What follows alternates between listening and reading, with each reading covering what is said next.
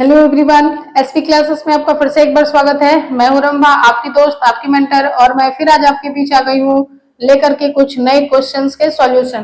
तो आज हम लोग सीखने जा रहे हैं क्लास 9 जो सर्कल चैप्टर है उसका क्वेश्चन नंबर जो है कौन सा है, तो क्वेश्चन नंबर है 9 आपके एक्सरसाइज 10.5 का। यानी कि आपका जो एक्सरसाइज 10.5 पुराने वाले बुक से और नए वाले बुक से 9.4 है। नए वाले बुक में चैप्टर 9 में होगा, पुराने वाले में चैप्टर 10 में होगा। तो उसमें ये क्वेश्चन दिया हुआ है और ये क्वेश्चन क्या कह रहा है, देखिए हम आपको समझाते हैं। कह रहा है कि two circle intersect at two different point B and C. यानी आप एक बड़ा वाला सर्कल देख रहे होंगे, ये छोटा वाला सर्कल देख रहे होंगे। आइए जो दोनों सर्कल है पॉइंट बी और पॉइंट सी पे क्या किए हुए, एक दूसरे को इंटरसेक्ट किए हुए हैं, ठीक है। फिर कह रहा है कि through point B two line segment ABD and PBQ. यानी कि इस पॉइंट बी से होता हुआ दो line segment A B D और पी बी क्यू क्या कर रहा है, पास कर रहा है, ठीक है। फिर आगे कह रहा है कि ABC are drawn intersecting at the centre at A, ठीक है, सेंटर इंटरसेक्टिंग द सर्कल। अब कह रहा है कि देखो क्या बोला कि दो सर्कल है जो बी और सी पे क्या कर रहा था, इंटरसेक्ट कर रहा था।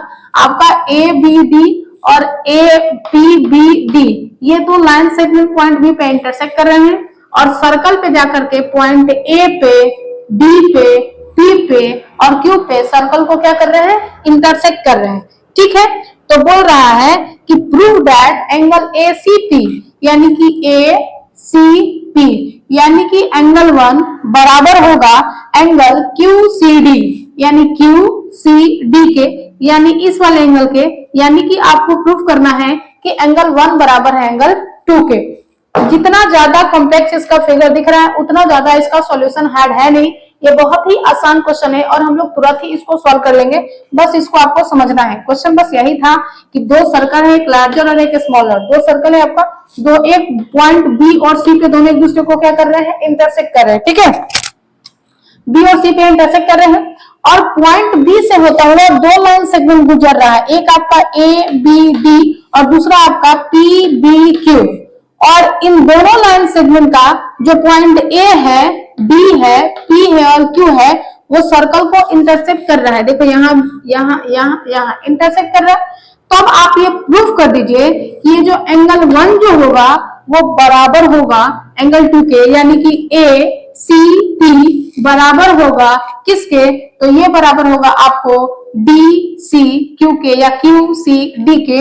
यही आपको प्रूफ करना है। देखो इसको हम कैसे प्रूफ करेंगे, सिर्फ और सिर्फ दो लाइन का सॉल्यूशन है। कैसे, हम जानते हैं कि angle on the same segment, angle on the same segment are equal.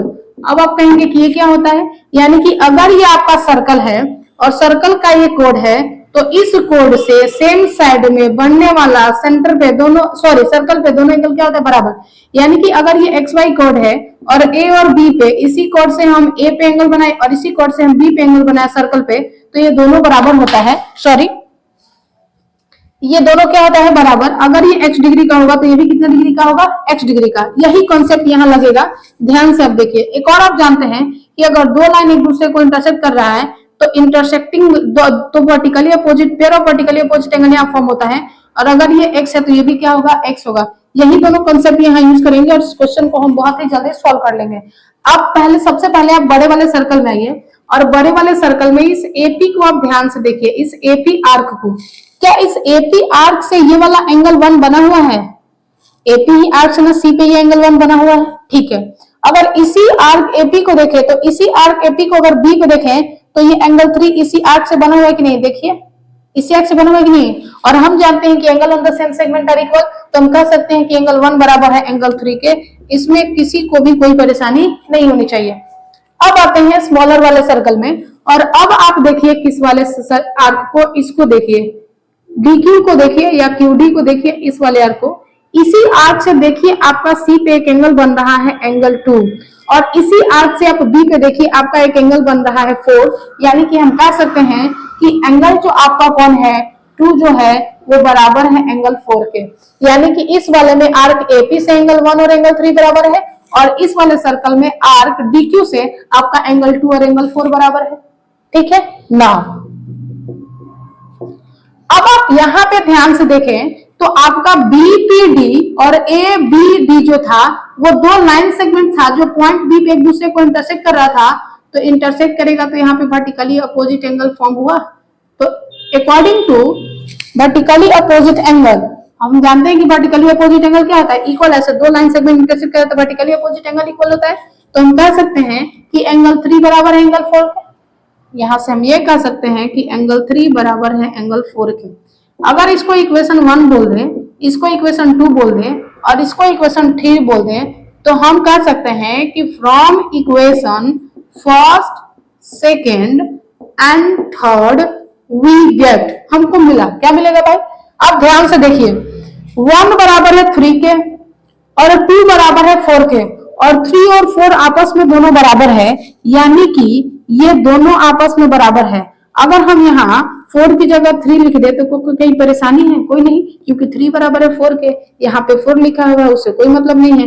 यानी कि दोनों का आरएचएस क्या हो गया? बराबर। ये 3 है 4 है और 3 4 बराबर है, यानी कि ये दोनों का आरएचएस बराबर है। इक्वेशन फर्स्ट और इक्वेशन सेकंड का आरएचएस आपका क्या है? बराबर। और अगर आपका आरएचएस बराबर होता है तो एलएचएस भी बराबर होता है। तो अगर 3 और 4 आपस में बराबर है तो 1 और 2 भी आपस में बराबर होगा। तो यही कह दिया कि इन तीनों इक्वेशन से हम ये कह सकते हैं कि एंगल 1 बराबर है किसके? एंगल 2 के। और यही तो हमको प्रूव करना था कि एंगल 1 बराबर है एंगल 2 के। और एंगल 1 की जगह हम क्या लिखेंगे? ACP। तो एंगल 1 की जगह लिख लिए ACP बराबर हो गया एंगल डी, वो 2 की जगह क्या लिखेंगे? QCD।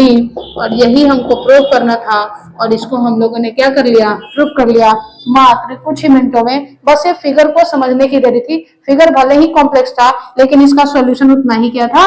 छोटा था। आई होप ये क्वेश्चन आपको अच्छे से समझ में आया होगा। तो चलिए अब हम आपसे मिलेंगे नेक्स्ट क्वेश्चन में नए कॉन्सेप्ट के साथ। तब तक के लिए थैंक यू।